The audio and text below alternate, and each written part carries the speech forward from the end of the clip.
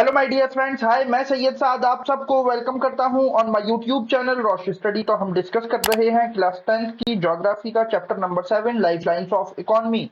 तो इस चैप्टर की लेक्चर्स की सीरीज के प्रीवियस लेक्चर में हमने डिस्कस किया था about the classification of transport, जहां पर के हमने रेलवे ट्रांसपोर्ट को डिस्कस किया था इन द डिटेल। अगर आप इस लेक्चर के बारे में जानना चाहते हैं तो इस वीडियो के डिस्क्रिप्शन में जाकर प्लेलिस्ट के लिंक को फॉलो करें।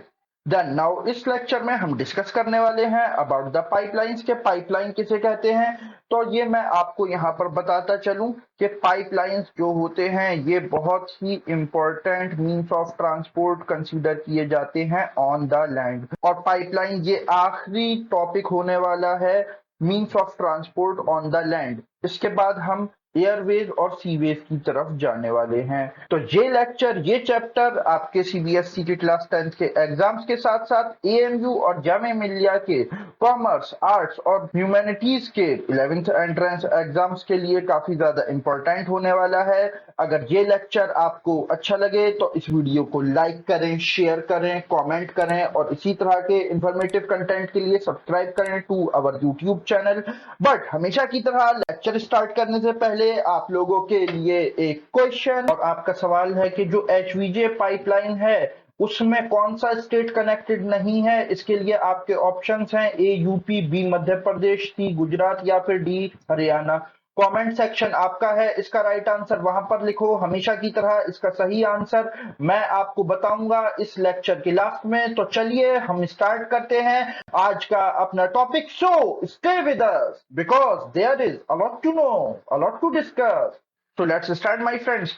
मीन्स ऑफ ट्रांसपोर्ट में हम डिस्कस कर रहे हैं लैंड ट्रांसपोर्ट, जहां पर के हमने प्रीवियस लेक्चर्स में डिस्कस किया था about the roadways, railways. Now अब हम डिस्कस करने वाले हैं अबाउट द पाइपलाइंस। देखो, जब हम पाइपलाइंस की बात करते हैं तो पाइपलाइंस बेसिकली ये वो ट्रांसपोर्ट का मीन्स है जहां पर के हम कोई भी गैस या फिर पेट्रोलियम प्रोडक्ट्स को पाइपलाइंस के थ्रू एक जगह से दूसरी जगह ले जाते हैं। और इसके लिए हमें एक नेटवर्क ऑफ पाइपलाइन तैयार करना पड़ता है। और ये मैं बता दूं कि ये एक बहुत ही एफिशिएंट और कामयाब नेटवर्क है।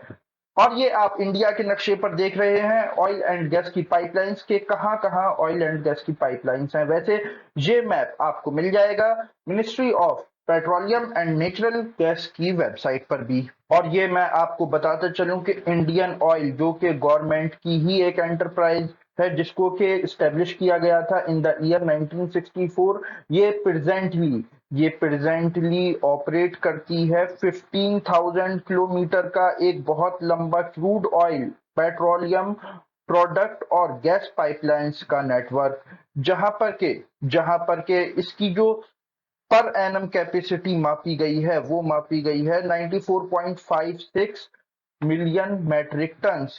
देन ये जो पाइपलाइन ट्रांसपोर्ट नेटवर्क है ये एक तरीके का नया नेटवर्क है जो कि इंडिया के मैप पर अब हमें दिखाई देने लगा है। और ऐसा नहीं कि इंडिया में इससे पहले कोई पाइपलाइंस नहीं थी, बल्कि इससे पहले हम पास में ये भी देखते हैं कि जो वाटर है वो सिटीज को, इंडस्ट्रीज को जो ट्रांसपोर्ट किया जाता था, दिया जाता था, वो पाइपलाइंस के थ्रू ही दिया जाता था। बट नाउ अब टेक्नोलॉजी के और ज्यादा मॉडर्न हो जाने की वजह से यहाँ पर पानी के अलावा भी अब हम क्रूड ऑयल, पेट्रोलियम प्रोडक्ट्स या फिर नेचुरल गैस वगैरह, इन सबको जो इनकी प्रोडक्शन की लोकेशंस हैं, जो गैस फील्ड्स हैं, जो पेट्रोलियम के वेल्स हैं, वहां से इनको एक्सट्रैक्ट करके फैक्ट्रीज तक और थर्मल पावर प्लांट्स तक इजीली ट्रांसपोर्ट कर पा रहे हैं। और सिर्फ यही नहीं कि हम पाइपलाइंस के थ्रू लिक्विड प्रोडक्ट्स को ही ट्रांसपोर्ट कर सकते हैं, बल्कि हम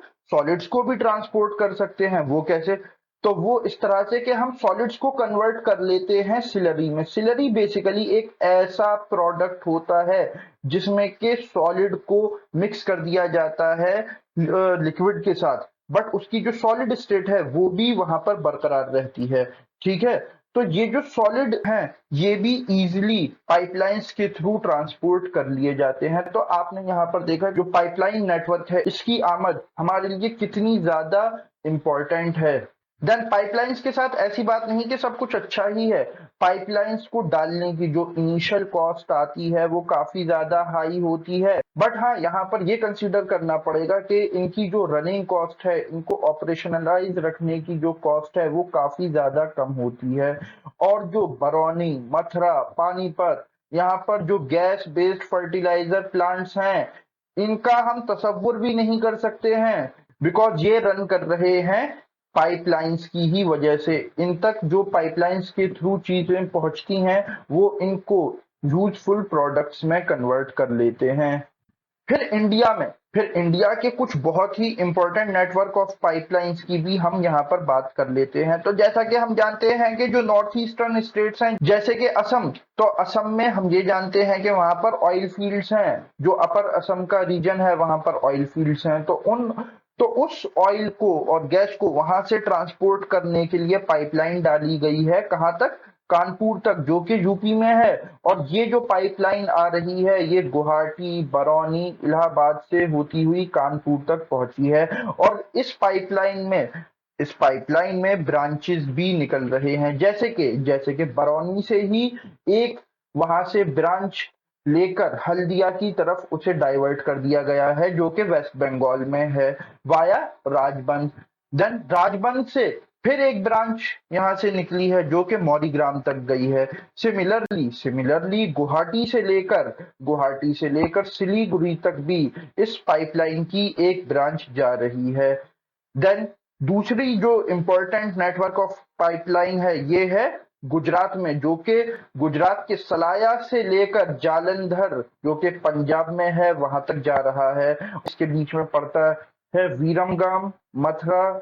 देन पंजाब के बाद ये आगे दिल्ली, सोनीपत यहाँ तक आ रही है। और इस पाइपलाइन में भी कई जगह पर ब्रांचेस खोले गए हैं ताकि और जगह पर भी ऑयल और गैस की सप्लाई दी जा सके। जैसे कि इसको कनेक्ट किया गया है कोयली से। वडोदरा के पास एक, गुजरात में जो शहर है वडोदरा, वहां उसके पास एक जगह है कोयली, तो वहां से इसको कनेक्ट किया गया है। देन इसके अलावा चक्सू के साथ और बहुत दूसरी जगहों पर भी ये जो पाइपलाइन है ये जा रही है। देन थर्ड इंपॉर्टेंट पाइपलाइन और बहुत ही फेमस पाइपलाइन, ये भी गुजरात में ही है और ये गुजरात के हजीरा में है, जिसको कि हजीरा भी बोलते हैं। और ये कनेक्ट कर रही है जगदीशपुर को, जो कि यूपी में है। और ये विजयपुर मध्य प्रदेश से होती हुई यूपी तक पहुंची है। बीच में इसमें भी कई ब्रांचेस खोले गए हैं ताकि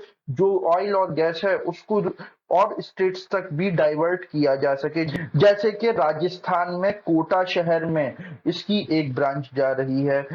सिमिलरली शाहजहांपुर, बबराला, जो कि यूपी में सिचुएटेड प्लेसेस हैं, वहां तक भी इसकी ब्रांचेस जाती हैं।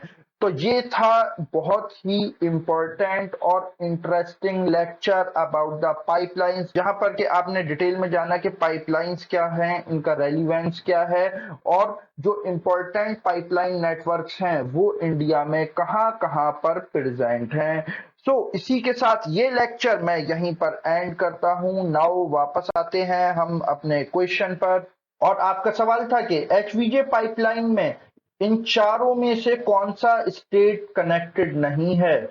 तो इसका राइट आंसर है D, Haryana. Yes my friends, जो एचवीजे पाइपलाइन है ये गुजरात के हजीरा से लेकर फिर विजयपुर, जो कि मध्य प्रदेश में है, एंड देन जगदीशपुर, जो कि यूपी में है, ये यहां तक जा रही है। और इसमें हरियाणा स्टेट नहीं आता है। और हजीरा पाइपलाइन को ही हम बेसिकली एचवीजे पाइपलाइन बोलते हैं। So this is the whole analysis of the lecture. Then next lecture में हम डिस्कस करने वाले हैं क्लासिफिकेशन ऑफ ट्रांसपोर्ट का एक दूसरा बहुत ही इंपॉर्टेंट मीन्स ऑफ ट्रांसपोर्ट, जो कि होने वाला है वाटरवेज। इसी के साथ ये लेक्चर मैं यहीं पर एंड करता हूं। अगर ये लेक्चर आपको अच्छा लगा हो तो इस वीडियो को लाइक करें, शेयर करें, कमेंट करें और इसी तरह के इंफॉर्मेटिव कंटेंट के लिए सब्सक्राइब करें to our YouTube channel. Now I am Syed Saad signing off. Okay, bye.